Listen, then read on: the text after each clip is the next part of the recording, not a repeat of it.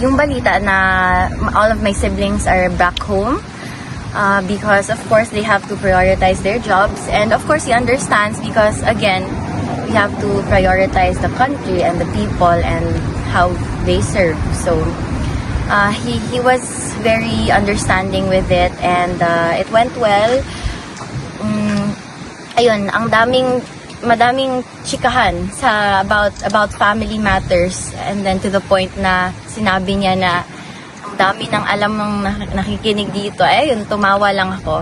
It was light. It was, magaan naman talaga siyang kausap. So it was light, but it was also very emotional because I'm only gonna be here for another 2 weeks before I go back and, continue with my education, with work, and with the other personal matters that I have to attend to. So he understood that also. And then I told him he told me kasi na it's okay if you are lonely, you just go home to your Mama Hanilat and to Mira. But then I told him na, don't worry about me, I'm okay, my home is wherever you are. So, ayun, he smiled, he was happy to hear that. But he also reminded me that I do have to prioritize my responsibilities also because I have a life as a 21-year-old. And I said, yes, of course, in 2 weeks I will be back home. And then the rotation of visits from the different family members will continue as usual. So, ayun, we are just hoping for good news. So, in 2 weeks time when you leave, sino pong papalit? We're not sure pa, attorney, kasi ayun nga. That's why I heard that he was, kaya medyo, kanina I mentioned that it was an emotional visit because the guard told me that he was waiting all day for us yesterday. And of course I felt really guilty.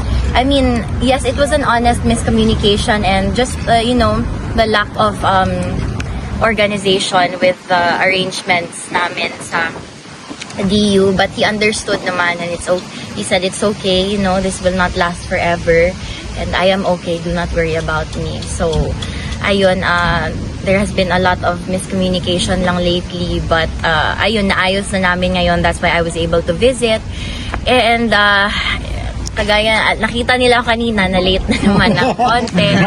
So well, I had to explain to him also that my classes was until almost 7 a.m. this morning. So I slept at 7 a.m., woke up at 12 p.m. and then I had to rush here. So Good naman na inaalaw kayo ng online. For now, it's online talaga because of the situation in the rain. Philippines, naman. The rain and flood. Sana yung nila, bakit ganun yung...